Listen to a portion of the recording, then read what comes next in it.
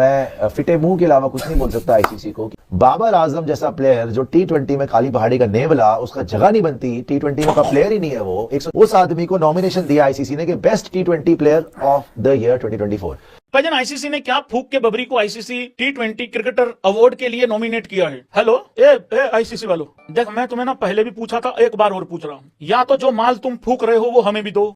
Seriously Babar Azam for टी20 player of the year. इसे सुनकर इंडिया कान से धुआं निकल गया कि बाबर आजम, सीरियसली बाबर आजम कैसे पॉसिबल हो सकता है। लेकिन बाबर आजम जिस आदमी को टी20 खेलना नहीं आता, जिसको टी20 की टीम से धक्के देके निकाल देना चाहिए, उस बंदे को आईसीसी ने क्यों नॉमिनेट करा है। पांड्या इतना तगड़ा खेला है, उसको नॉमिनेशन नहीं मिला। बुमराह इतना सही खेला है, उसको नॉमिनेशन नहीं मिला। रोहित शर्मा ने वर्ल्ड कप जीता, उसको नॉमिनेशन नहीं मिला। Virat Kohli player of the final गया, उसको नॉमिनेशन नहीं। मैं फिटे मुंह के अलावा कुछ नहीं बोल सकता आईसीसी को कि आईसीसी ने जो cricketer of the year in T20 international की जो नॉमिनीज पेश करी है, उसमें आपके 4 लोग हैं। एक तो है आपका सिकंदर रजा, चलो ठीक है। एक दूसरा है आपका ट्रेविस हेड, बिल्कुल बनता है। तीसरा आपका अर्शदीप सिंह है, वो भी चलो मान लिया। लेकिन बाबर आजम जिस आदमी को टी20 खेलना नहीं आता, जिसको टी20 की टीम से धक्के देके निकाल देना चाहिए, उस बंदे को आईसीसी ने क्यों नॉमिनेट करा है। बाबर आजम डिस्पाइट, शुरू ये हुआ है डिस्पाइट अ मिक्स्ड ईयर। जिस आदमी का नॉमिनेशन दिया है, अगर उसका सेंटेंस शुरू हो रहा डिस्पाइट कि देखो भैया, इसके बावजूद जाने दो कि मिक्स्ड ईयर हुआ है, घटिया ईयर गया है, लेकिन इसके बावजूद हमने इसको नॉमिनेट करा। क्यों? Despite a mixed year, no other Pakistan batter scored as many टी20 runs as Babar Azam in the last 12 months. तो ये बेसिस है आपका नॉमिनेट करने का कि पाकिस्तान में किसी ने इससे अच्छे रन नहीं बनाए। वाह, वर्ल्ड स्टेज पे करो ना आप। With 650s and close to 100 boundaries, Babar was Pakistan's main player, mainstay. Improved his strike rate with the batter clocking 133.21 runs every 100 deliveries.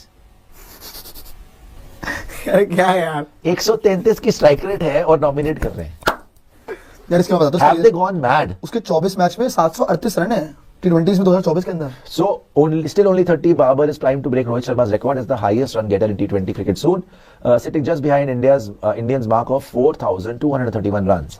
भाई मेरे, स्ट्राइक रेट भी कोई नाम की चीज होती है। शर्मा जी से during the preparatory tour of Ireland memorable performance में आयरलैंड दी हुई है।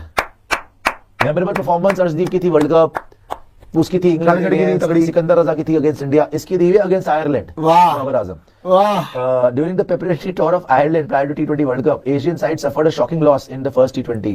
A win followed, but the team in green needed a series win to boost the confidence. Then यार इनको बिल्कुल शर्म नहीं आती, जो प्लेयर टी20 का प्लेयर ही नहीं है। मेरे ख्याल से आईसीसी ने तो गोरख धंधा कर रखा है।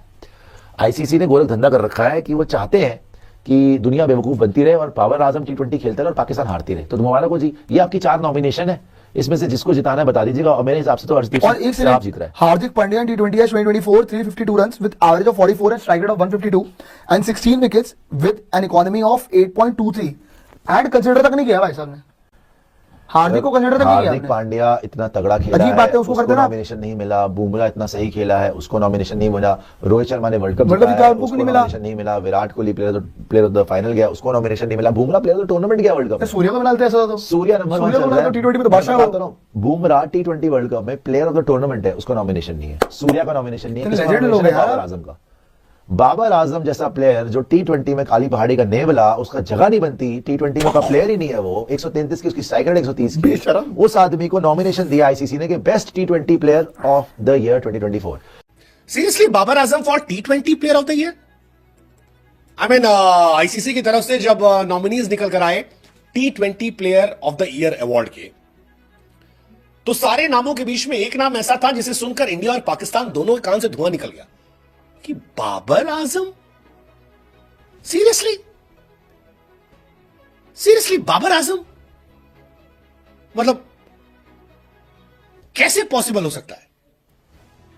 0 इंपैक्ट पूरे साल में, टी20 world cup super flop, average एक मीडियोकर का, स्ट्राइक रेट खत्म, बॉलर से खराब, उसके बाद टी20 player of the year.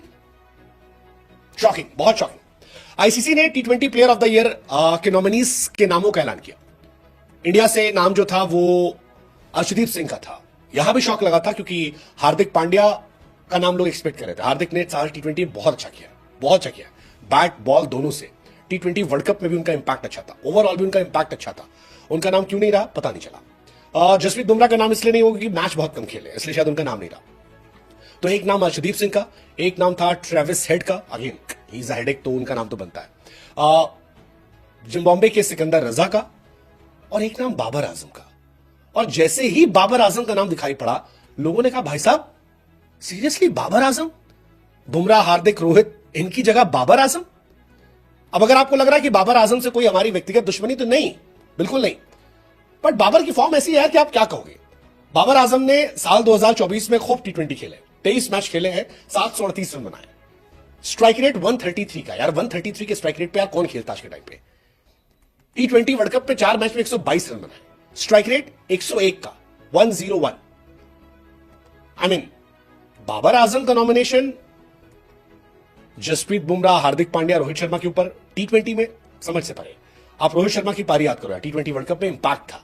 Bumrah का याद करो, इंपैक्ट था।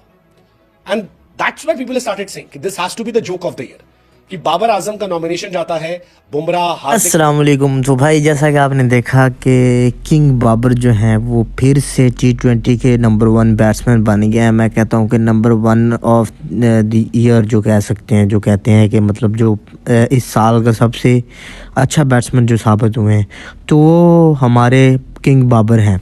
जो हमेशा हम बात करते रहते हैं ना कि किंग कौन है, तो किंग का तो आपको पता चल ही गया कि नंबर 1 जो होता है वो किंग होता है। तो उन्होंने फिर अपनी उसी चीज़ को अपनी बरकरार रखा और अपने नंबर 1 होने का बरकरार रखा, वनडे में भी और T20 में भी। तो अभी भी नंबर 1 पे है। तो हमारे भारतीय, मतलब हमारे प्यारे भारतीय जो हैं वो इस चीज़ को लेके चीखें मार रहे हैं कि कैसे ये हो सकता है, कैसे हो गया कि बाबर आजम को तो T20 से बाहर किया हुआ था, फिर कैसे बाबर आजम नंबर 1 बैट्समैन हो सकता है।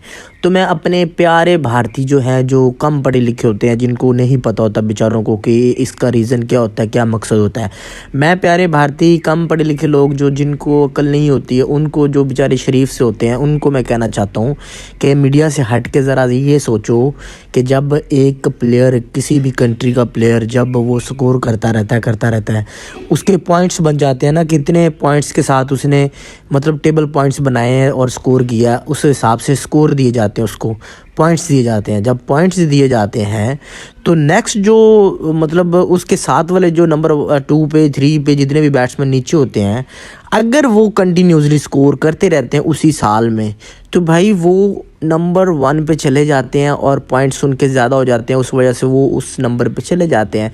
लेकिन अगर वही प्लेयर्स से स्कोर नहीं हो रहा एंड नंबर 1 पे जो प्लेयर है वो चाहे T20 से बाहर बैठा हुआ है, स्कोर नहीं भी कर रहा, मतलब बाहर बैठ के और मतलब मैच नहीं भी खेल रहा, बट उसके पॉइंट्स तो वही रहेंगे।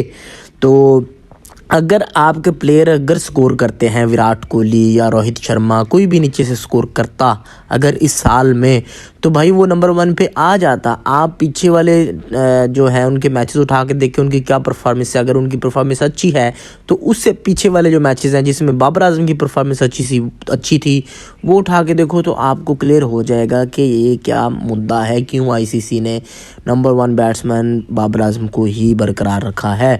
तो ये मुद्दा समझने के लिए आपको पीछे वाले मैचेस देखने पड़ेंगे, इससे भी पीछे वाले मैचेस। तो आई होप सो कि आपको ये समझ आ गई होगी कि नंबर 1 बैट्समैन क्यों बाबर आजम को बना दिया गया। वैसे भी वो माशाल्लाह से स्कोर कर रहा है, अभी अफ्रीका में थोड़ा सा चला तो है वो, मतलब वनडे में हम कहते हैं, वनडे में तो वैसे ही चल ही रहा है वो, लेकिन T20 में परफॉर्मेंस बुरी हुई थी। टेस्ट में भी उसने स्कोर किया, 50 से किया, तो परफॉर्मेंस तो हो रही है, मतलब अपने फॉर्म में आ रहा है। तो हमारे प्यारे भारतीयों को नहीं पता है, अब उनको मेरे ख्याल से आई थिंक सो कि उनको समझ आ गई होगी कि मैं क्या कहना चाह रहा हूँ। टेबल पॉइंट्स पे देखो तो पॉइंट्स बाबर आजम के ज़्यादा हैं, बट अगर पीछे वाले मैचेस देखते हो, अगर विराट कोहली या किसी के ज़्यादा हैं, तो उससे पहले वाले मैचेस देखो, वो अगर बाबर आजम के ज़्यादा हैं स्कोर, तो फिर होगी। वीडियो आपको कैसी लगी है? अगर वीडियो अच्छी लगी, वीडियो कर दे लाइक, एंड चैनल पे पहली बार है चैनल को सब्सक्राइब करके हमारे साथ जुड़ जाएं। नेक्स्ट वीडियो मिलती है, इजाज़त दीजिए, अल्लाह हाफिज़।